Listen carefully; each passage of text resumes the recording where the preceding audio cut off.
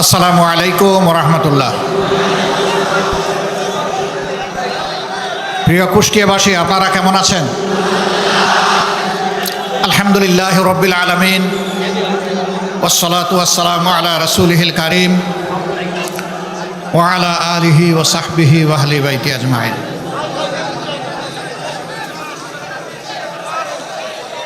কুষ্টিয়াবাসীর কলিজার টুকরা, দেশবাসীর এক আবেগের ঠিকানা শহীদ আবরার ফাহাদ স্টেডিয়ামে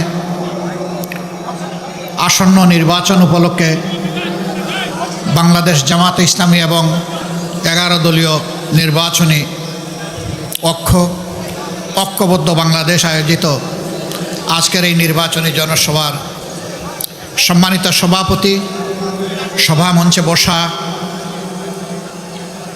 সকল দলের সম্মানিত নেতৃবৃন্দ, শহীদ পরিবারের সদস্যবৃন্দ, জুলাই যোদ্ধাবৃন্দ এবং আমার প্রাণপ্রিয় কুষ্টিয়ার ভাই ও বোনেরা, আল্লাহ তাবারক ওয়া তাআলার শুকরিয়া আদায় করছি।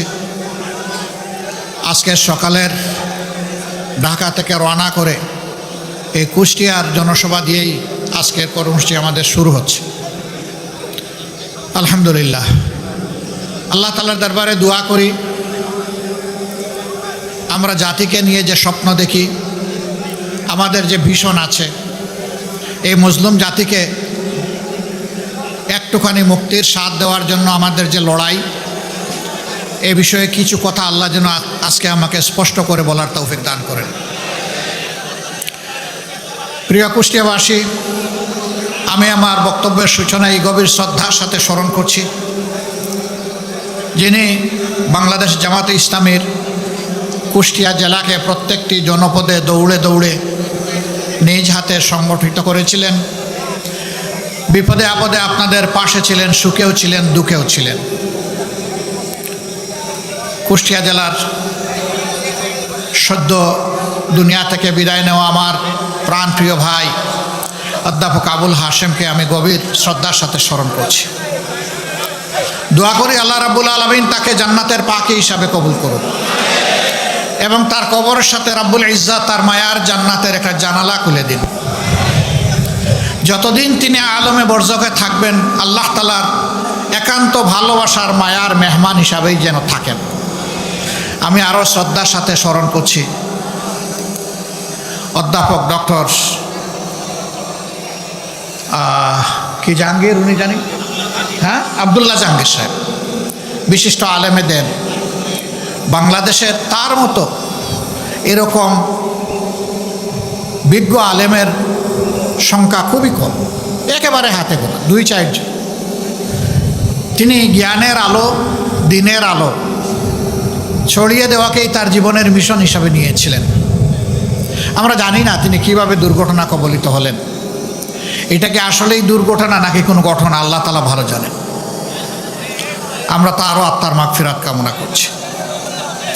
তার রেখে যাওয়া শিক্ষা দ্বারা যুগ যুগ ধরে ইনশাআল্লাহ তাআলা আজিম এদেশের মানুষ, উপমহাদেশের মানুষ উপকৃত হবে। শহীদ আবরার ফাহাদ, সে আমাদের স্বাধীনতা সার্বভৌমত্বের প্রতীক। সে নিজেই একটা বিদ্রোহী, একটা বিপ্লবের নাম।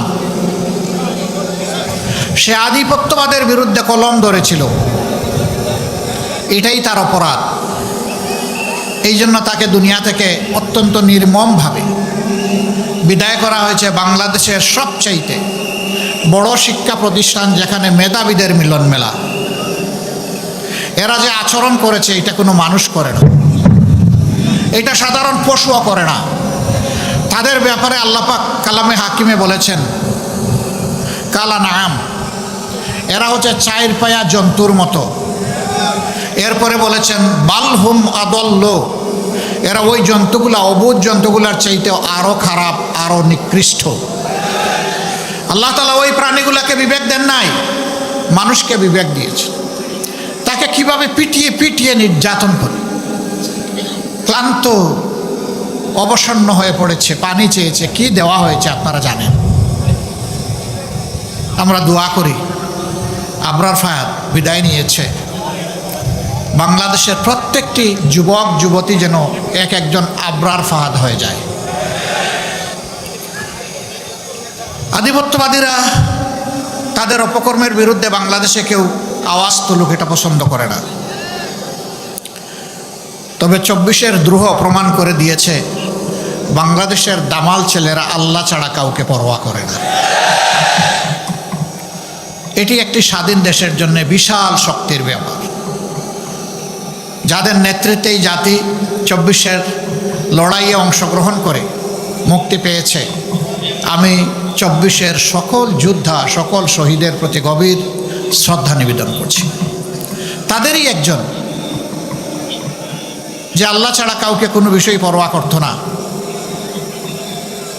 তাকে অত্যন্ত নির্মমভাবে ডিসেম্বরের 12 তারিখ স্পষ্ট দিবালোকে জুমাবার, জুমার পর সে তার কার্যালয়ে যাচ্ছিল অথবা এলাকায় যাচ্ছিল, সঙ্গে তার আপন ভাই ঠান্ডা মাথায় গুলি করে তাকে দুনিয়া থেকে বিদায় করে দেওয়া হয়েছে। হ্যাঁ, এক ফাহাদকে বিদায় করেছে, এক আবরারকে বিদায় করেছে, এক আবু সাইদকে বিদায় করেছে, কিন্তু মনে রাখবা এক একটা বিপ্লবী হাজার নয়, লক্ষ নয়, কোটি বিপ্লবীর দুনিয়ায় জন্ম দিয়ে তারা বিদায় নিয়েছে। আজ আমি এখানে দাঁড়িয়েছি আমার ওই মায়ের পক্ষে কথা বলতে, যে মা তার সন্তান হারিয়েছেন, অত্যন্ত নির্মমভাবে সন্তানকে খুন করা হয়েছে। এই মায়েদের দুয়ারে আমি হাজির হওয়ার চেষ্টা করেছি, সব জায়গায় যেতে পারি নাই, বেশিরভাগ জায়গায় যাওয়ার চেষ্টা করেছি। আমি মায়েদের মুখে চোখের পানি দেখি নাই, আমি তাদের মুখে, তাদের চোখের কোনায় আমি রক্ত দেখেছি, তার সন্তানের রক্ত। এটি চোখের পানি ছিল না, এটা ছিল সন্তানের রক্ত। ওই সমস্ত বোনদেরও চোখের কোণে আমি পানি দেখেছি যারা অল্প বয়সে স্বামীকে হারিয়েছে, জালিম তাদের বুক থেকে কেড়ে নিয়েছে। অবশ্য শিশুদের যখন কুলে নিয়েছি, আমরাও শিশুদের সাথে একসাথে কান্নায় ভেঙে পড়েছি। ওদেরকে কি দিয়ে সান্ত্বনা দেব? সান্ত্বনা দেওয়ার কোনো ভাষা আমরা খুঁজে পাই না। সারা বাংলার সকল জনপদের একই মানচিত্র।